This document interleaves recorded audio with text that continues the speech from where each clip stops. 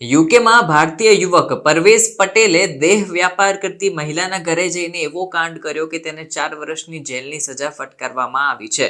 Media reports પ્રમાણે એમ્પ્રેસ એવન્યુના 34 વર્ષીય પરવેઝ પટેલને સાઉથ વાર્ક ક્રાઉન કોર્ટમાં 3 સપ્તાહની ટ્રાયલ બાદ 16 ડિસેમ્બરે 4 વર્ષની જેલની સજા ફટકારવામાં આવી હતી. પરવેઝ પટેલ ઉપર દુષ્કર્મનો પ્રયાસ, ઘૂસણખોરી કરી હુમલો કરવાનો પ્રયાસ, જાનથી મારી નાખવાની ધમકીઓ આપવી અને ખોટી રીતે તેને એક મહિલાને ઘરમાં કેદ રાખી અને GBHના તમામ આરોપો લગાવવામાં આવ્યા હતા. યુકેમાં એસ્ટેટ એજન્ટ એવા પટેલને હવે સજા તો થઈ ગઈ છે.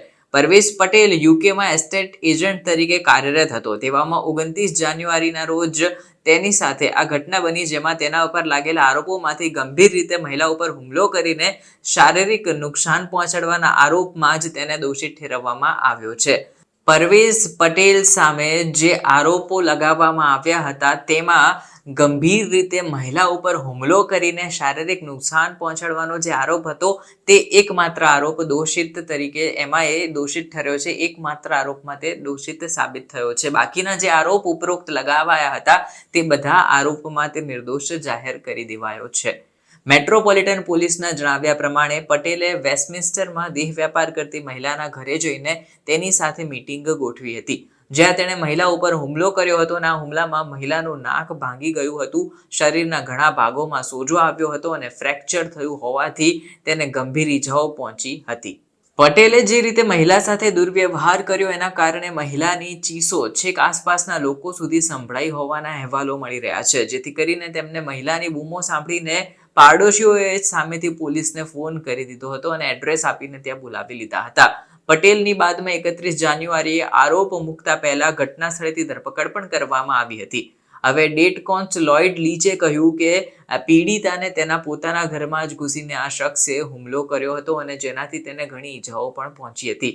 આ મહિલા ઘણી સંવેદનશીલ હતી, જેથી કરીને તેને મોટો આઘાત પણ લાગ્યો હતો. પાડોશીઓએ તાત્કાલિક ધોરણે મહિલાનો અવાજ સાંભળતા જ પોલીસને જાણ કરી હતી. તેમના જ કારણે આ મહિલા ઉપર જે હુમલો થઈ રહ્યો હતો એ ઘટના વધારે ગંભીર ન બની હોવાનું પણ પાડોશીઓ કહી રહ્યા છે અને પોલીસ પણ ગણતરીની મિનિટોમાં ઘટના સ્થળે આવી ગઈ હતી. હવે લોકો પાડોશીઓની ભૂમિકાની પણ પ્રશંસા કરી રહ્યા છે.